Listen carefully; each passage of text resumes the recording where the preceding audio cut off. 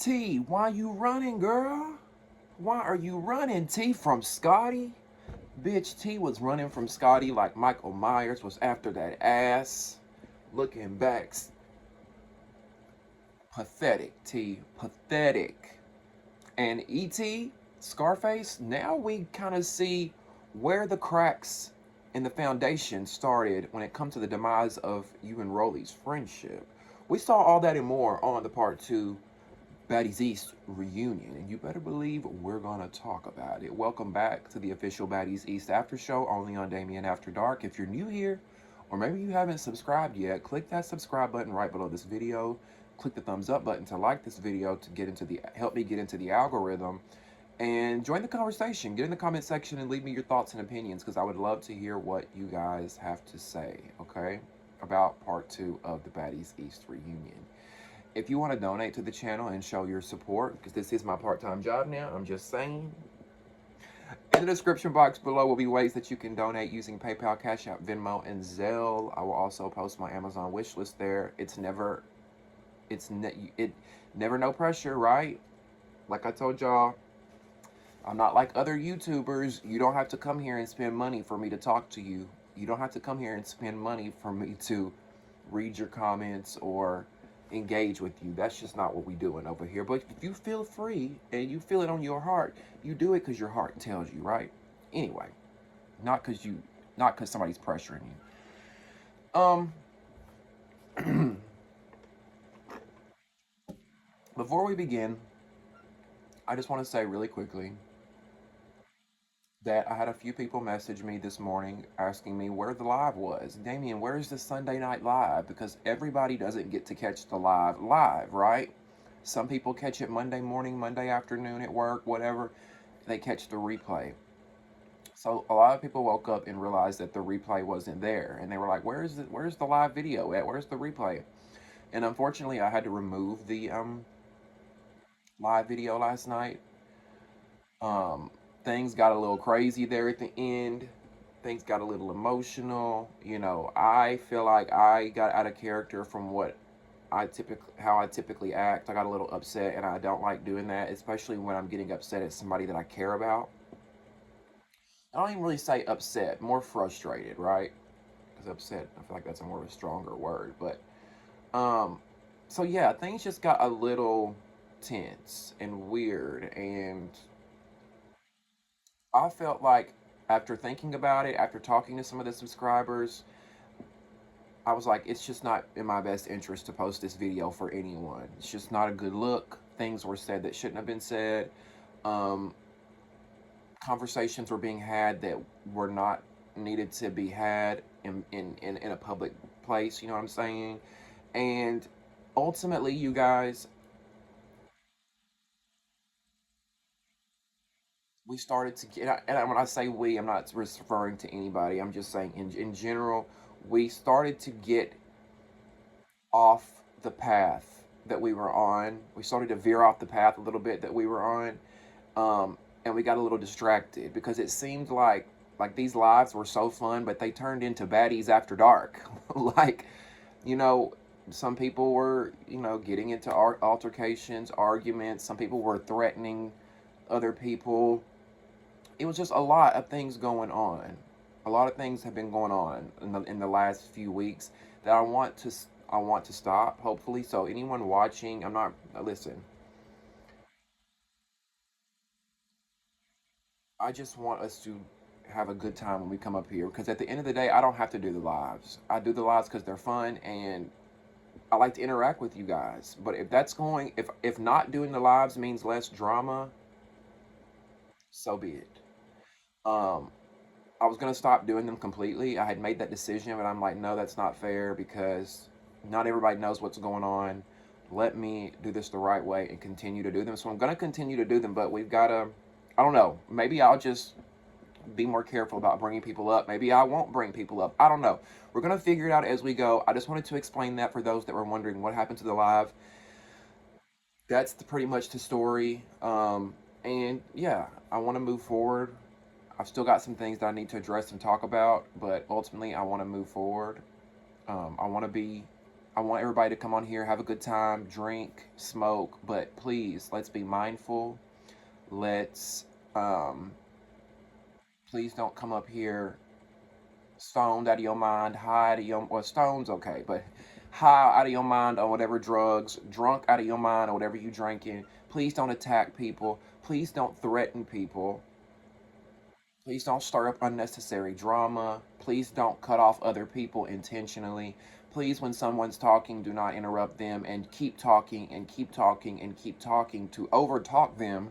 Please. It's just a lot of things that are happening. And I don't want to be ugly, but I feel like it's gotten to this point. And yeah, just wanted to explain that. And I want to move forward. And I want to talk about part 2 of the Baddies East reunion for those that are interested in that. Okay? Because on the Baddies East reunion, part 2, baby, we had fights going on all over the stage to the point to where Nene had to go on the sidelines, right? We saw Nene on the sidelines like, child, what the fuck? They better be glad this check was big, because this shit is crazy. Like, Nene literally looked like she was over it, like she was ready to go home. She was annoyed. We saw ET versus Taseki multiple times. We saw Roelly versus Camila. We saw Scotty versus T, right? Um, did y'all catch how when ET and Taseki were fighting that second round, I think, and one of them fell, and kind of when they fell, all the girls from House B kind of ran over there, I guess, trying to help Taseki out. And Automac jumped on the couch for whatever reason, I guess, trying to see everything, and Roelly took that opportunity to snatch that ass down. And she pulled that ass right. It was great to see, because I'm so over Automac.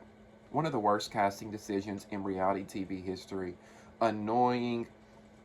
I mean, come on, like, really? And somebody even said in the live last night that Automac was acting like she had just snorted a line of cocaine, and that's what it was given. It was given that Automac had just did a bump. I'm not saying she did. I'm saying that's what it looked like. Because, girl, you need to put a dick in it and shut up. Just.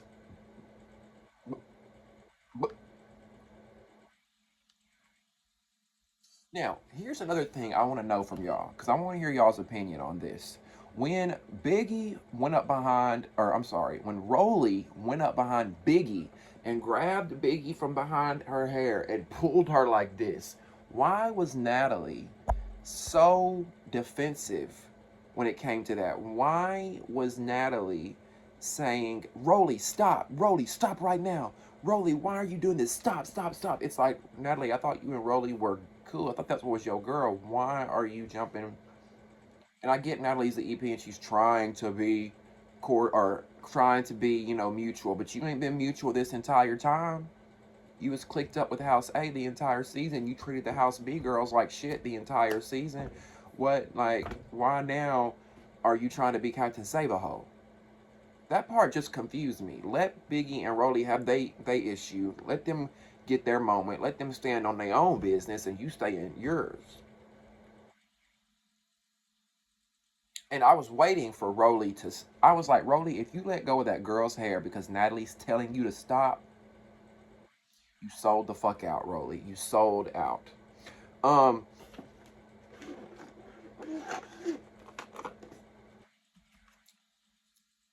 Now, round 1, Taseki versus ET. What do y'all think? Who won that round? For me, I say that was a draw. Now, round 2, I have to give it to Taseki. Because it looked like ET felt a little defeated after that second round with Taseki. It looked like ET was done after that second round with Taseki, right? Them cheekbones looked really high. Them cheekbones looked very swollen and purple. I'm just saying. And Biggie, what are you doing? What are you doing, bro? What are you doing, Biggie? Running around, acting a fucking fool like you done a line of cocaine too. I mean, acting like you have, not saying you have, acting like you done some motherfucking drugs, running around the set, acting like a crazy person, grabbing this girl's hand, putting this girl on your lap, and then you talking about telling Roelly, hey Roelly, Roelly, run! I want to see you run, Roelly, Roelly, I want to see you run. Who are you, Biggie, to try to make these jokes and body shame another full-figured, heavy-set woman when you're not much smaller than Roelly? I'm confused because it's giving the insecure little girl that was bullied who's now turned into the bully because she's unhappy with herself. Like, are you so mad that you and Biggie or you and Roelly didn't run off into the sunset when you came on to Baddies East? Are you that upset that when you came on to Baddies East that the cool girls didn't accept you and embrace you into their arms and you didn't get to ride on the private jets and go on to the Dubai pussy popping trips? Is that what it really stems from, Biggie? Because that's what it's giving me. Like, don't get me wrong, Biggie has her moments she can be entertaining, right? And I see what some people can see in her, but she's more aggy than anything, and she's more annoying. So I feel like the entertaining moments get drowned out by the aggy, annoying, deep voice moment. Like, bro,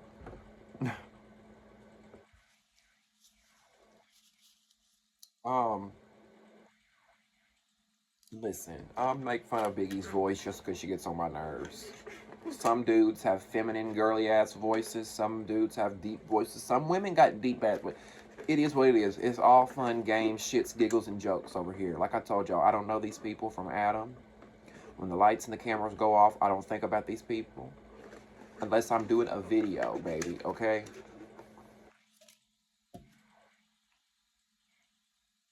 Now let's talk about Roelly versus Camila. Because, baby, what happened? Camila, what happened? Like, I know you just had a baby. I know you've grown up. I know it's been 10, 15 years since you did BGC Las Vegas. I get it. We all would have changed and grown in 10, 15 years, right? If you ain't changed and grown as a person in 10 to 15 years, I don't know what to tell you. So I'm not faulting Camila for that. But at the same time, don't come on a reality show if you're not going to give anything. And you gave nothing all season. Then you come on this reunion, sis, and you let Roelly embarrass the fuck out of you. I'm like, oh my God, I was gagging the way Roelly got you. I was gagging. You can tell Camila's rusty. You can tell she ain't really been fighting. She's not, she probably ain't fought since BGC days.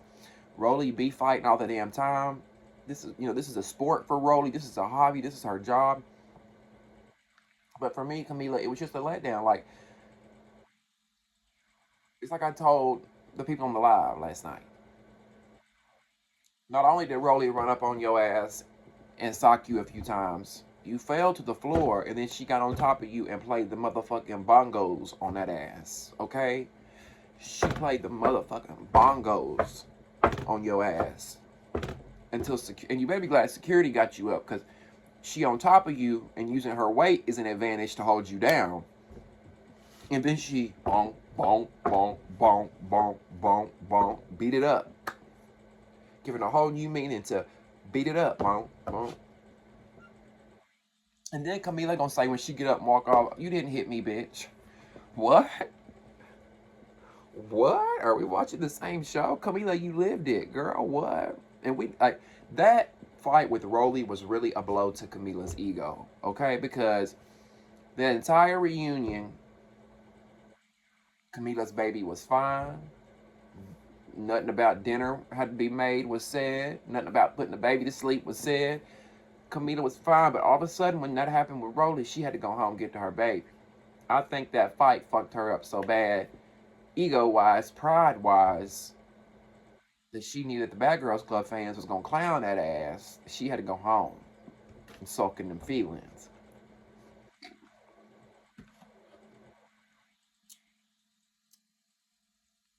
T versus Scotty.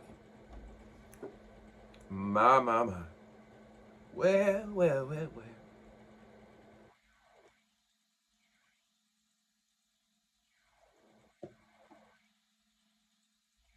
I want to get t-shirts made that say Big Scotty on the front, not the little one. Can we give a round of applause? Can we give kudos to Scotty for finally letting these bitches know what time it is? And what time it is Scotty said, y'all ain't playing on my motherfucking top no more.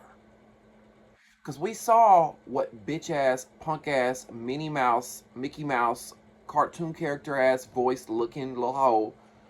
Hi, my name is T. We saw what she pulled tonight. T, you was boring as fuck all season. You brought nothing all season but a whiny ass voice. And then you come to the reunion and get all dolled up in your little pink outfit, and you realize that the camera hasn't been on you one time the entire night. You realize that you haven't spoken a word one time the entire reunion. You realize at the reunion that you were an extra the whole time, and you faded into the background. You weren't a star, you were just a prop. And you realized that. And you said, let me get my moment. You know what? Shit. My mouth's a little parched. I'm a little thirsty. Let me get my moment. So what did she decide to do? Well, I can't run up on Natalie. Or like, Roelly will beat my ass. Taseki will probably whip my ass. Mac's in my house and we're cool. I can't run up on that one. She'll whip my ass. Oh, Scotty. That's the one. Scotty's the one I can bully. Scotty's the one I can scream at and she won't do anything. Scotty's the one I've seen on TV and they just knock her all upside the head and she does nothing. Let me go fuck with Scotty.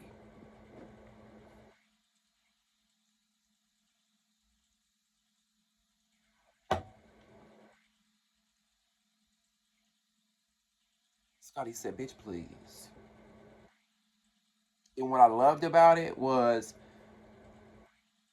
T tried to sneak Scotty. Scotty didn't even see T coming. But as soon as Scotty felt T right there, she turned around so quick and whop, whop, whop. And then when they let her go, and she chased after T, T ran like a little bitch. You talk all that cash money shit, T. You think you are that bitch. You think you some street hood girl that everybody is scared of. And you ran from Scotty. You will forever be known in reality TV as the girl who ran from Scotty. Soak it up, sister. Soak it up. And own it. Wear your sachet proudly. Get you a t-shirt. Get you a sachet. I ran from Scotty. I ran from Scotty's bitch. That's what you need to put on your shirt. I'm going to start a new merchandise line with mugs, with hats, with t-shirts. Scotty's bitch. Big Scotty. Not the little.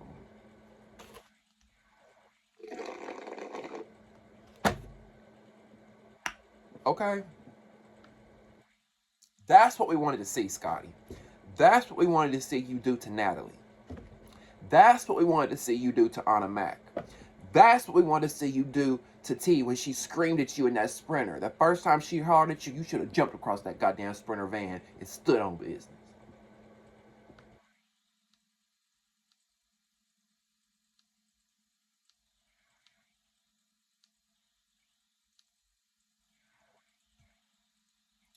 T and Anna Mac, worst baddies in Zeus history. Yes, even above Sydney Star. I would rather watch Sydney Star any day than Anna Mac and T.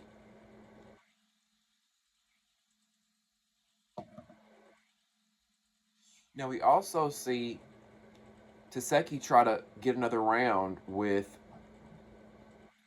Scarface, but Scarface wasn't having it, which I thought was very ironic because at first I was on Scarface's side because Scarface was like, oh, y'all are going to jump me. And I can kind of see why she thought that, even though they didn't jump her. But we saw House B come to Taseki's rescue, right? So I could see why Scarface would be worried about fighting Taseki and then have to worry about House B running up on her during the fight. Until you had me there, Scarface, until you decided to tell Taseki that and then want to try to run up on Mariahlynn. If you got that much pent-up anger and aggression, go fight Taseki. Like, and I think Money in the Live yesterday said, well, she had an issue with Mariahlynn. Well, the timing was really off. Like, why didn't you get your issue with Mariahlynn before, or why didn't you wait to do it right after you tell Taseki, no, you don't want to fight her? Or maybe it was editing. I don't know. Maybe it was hours apart. I don't know. Either way, it just didn't look good for her. Um,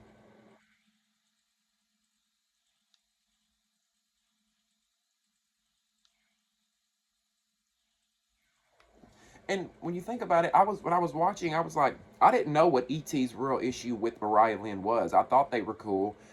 And in that moment, we saw where Mariahlynn was like, "You weird ass bitch, what the fuck? I let you wear my clothes while we were filming. You even wore my jacket in the confessionals. Like, why would you do that?"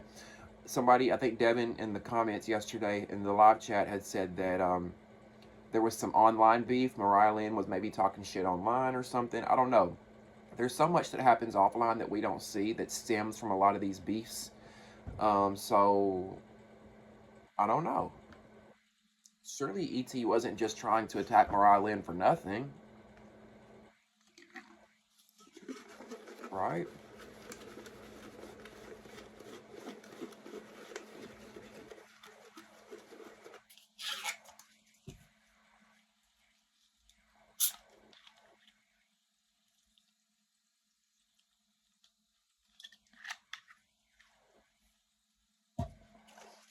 Um,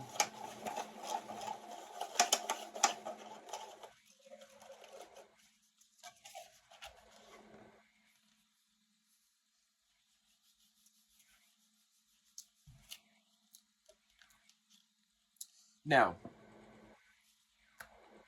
when Roelly and Biggie were arguing, Roelly tells Biggie, Biggie, why don't you tell everybody the real reason you're mad? The real reason you're mad is because you offered to eat my pussy on Baddies West and I didn't let you. And I'm just like, oh my god, all this pussy eating, pussy stinking, pussy, pussy, pussy, pussy, pussy.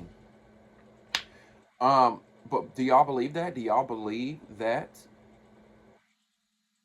Biggie offered to eat Rolly's pussy? Because when we did the live last night, everybody almost unanimously thought that that was true. And not only did everybody think that, Biggie had asked Rolly to eat her pussy, a lot of people think that she probably did.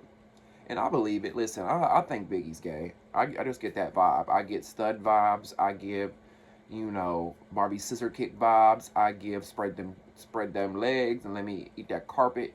I get it. I get all the vibes, okay? I just want to I just want to go the rest of my life without hearing that baritone ass voice that Biggie got.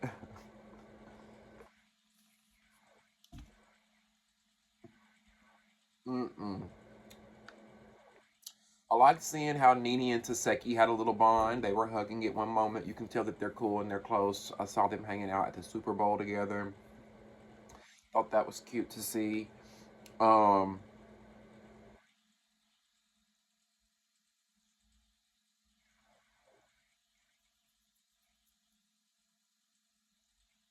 what else do we have to talk about?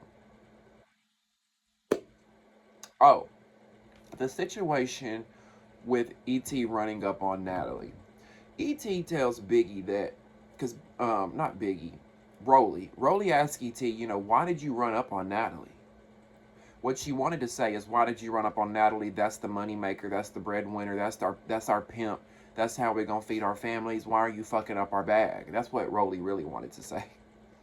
And ET tells her, she was gonna set me up. I heard from people that she was trying to set me up. And Biggie's like, from who? Or I keep calling her Biggie. Roelly's like, from who? Who's trying to set you up? And ET says, I'll tell you later, which was kind of telling for me because it's like, why can't you say it now? Unless a producer told you that, why can't you say right now on the stage and call out the person that told you this information? Because if I had just ran up on Natalie, the one who's writing our checks, and y'all are asking me why, I'm going to tell you why. Somebody just fucking told me this shit. Okay?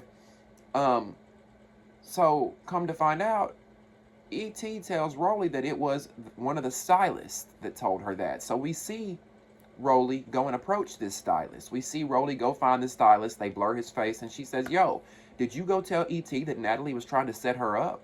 Because now ET has ran up on Natalie." And the stylist was like, "No, I didn't tell her that. I don't even talk to ET like that." So Roelly's like, "So you didn't say it?" So what does Roelly do? She goes to get ET. And she's like, I want ET to confront this man who's saying he didn't say it, right? Now, what's important here is I don't think that ET thought that Roelly was going to go as far as to bringing the makeup artist out and having them confront the situation. I don't think that ET was expecting for Roelly to go this far with having Natalie's back in this situation.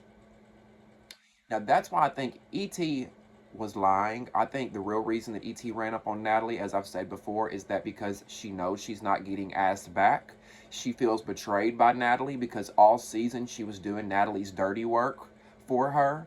Scarface, allegedly Natalie was telling her to, go move Biggie's shit. Go pour the bottle of water on Smiley. Allegedly, Natalie was pulling a lot of strings behind closed doors, and ET thought she was doing the right thing by doing what her boss told her. And she's thinking, I'm trying to get my second season. I'm trying to get my third season. I want to be on back-to-back seasons like Scotty and Roelly and get these fat checks and travel to Dubai and be on the yachts in Miami. I want to do all that. So when she found out that Natalie turned her back on her and said, fuck you, the fans don't like you, I don't want to deal with you no more, you're not coming back. When Natalie wasn't inviting her to any of the Zeus events, when Natalie wasn't inviting her to sit courtside at these games, ET's feelings got hurt. And that's why she ran up on Natalie. Because think about it, y'all. She told Natalie that she ran up on her because Natalie wasn't calling and checking up on her. That sounds ridiculous. You don't go and physically try to assault someone because they haven't been calling and checking up on you. You feel hurt, Scarface. And you should have came out there and been vulnerable. But we're taught not to be vulnerable and show our emotions. And this is what we get.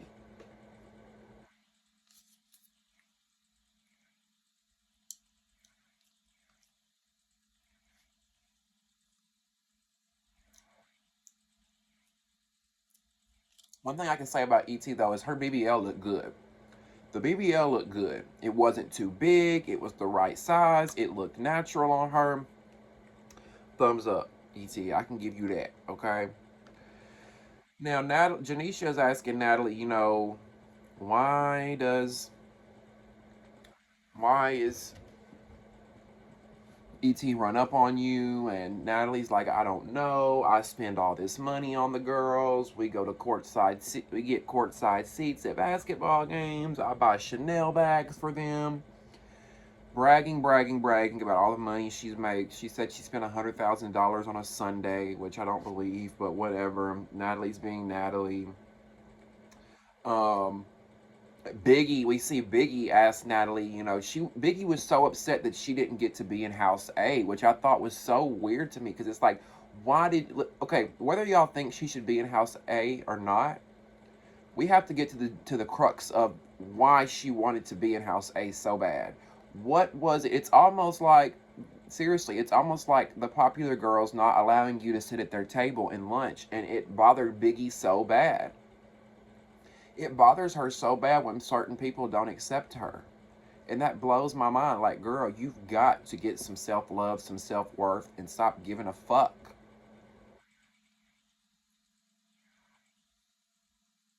And I also wanted, speaking of the Roelly, ET, and the stylist situation, who do y'all believe? Do y'all believe that ET, the stylist, really told ET that Natalie was planning to have her jumped or set up? Or do y'all think the real reason ET ran up was because her feelings were hurt and she felt betrayed? I'd love to hear y'all's thoughts and opinions on that.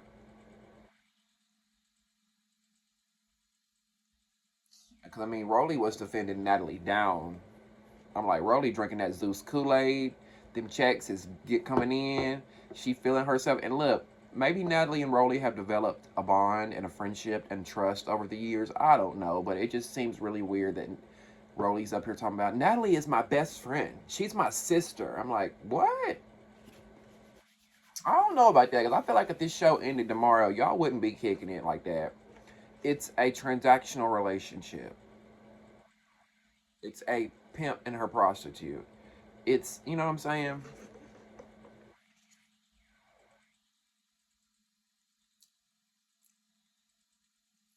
But if it's one thing that I could ever agree on with Automac, and I don't agree with Automac on much, but I liked how she called Biggie out on the whole House A thing because Biggie was like, Automac was like, How you so worried about being in house A when if it wasn't for house fucking B, you wouldn't be here? And I'm like, finally, automatic, you say something with some sense because that's so true. Like, yes, Biggie may have been an OG last season.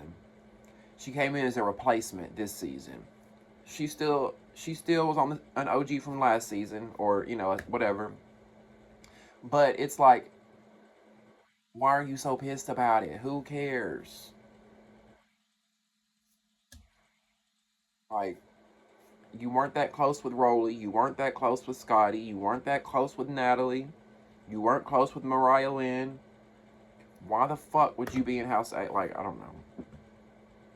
I don't know. Now, DJ Sky, Suki, Sapphire, Smiley, we see them come out. We see Smiley say she's there to get her chain. I came to get my chain.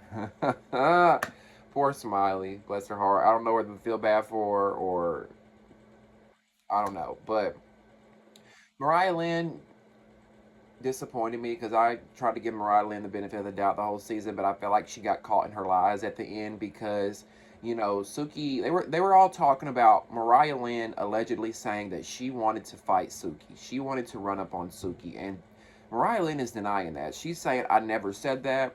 First she says, no, what I said was if Suki keeps on, we're going to end up fighting. Then she turned it around and she said, no, what I said was, um, what did she say? It was Roelly that was adamant that Mariah said it. Roelly chimed in and she was like, no, Mariah, you said it. And you said that you talked to the producers and you told them that you wanted to do a scene with Suki. And Mariah later admits that. She says, yeah, I did say I wanted to do a scene with producers. So it's like, did you want to fight like Mariah? Just be real. Because it felt like Mariah was trying to save her friendship with Suki. And a lot of you may be thinking, why would she even care about saving a friendship with Suki? But I felt like with both of them coming from Love and Hip Hop, both of them coming from VH1, it's probably in their best interest for them to have a good, working networking relationship because look, girl, we both work on the same platform, we both work on the same show. I help you out. Hey, I'm doing this event in New York, come pop out, make this quick $5,000. You know what I'm saying? This industry is all about networking and connections and who you know and whatnot. And I felt like Mariah was trying to save that with Suki because Suki is like, when you think about Love and Hip Hop in the franchise, you think about Cardi B, you think about Jocelyn, you think about Suki. You don't think about Mariahlynn. Just being real. No shade.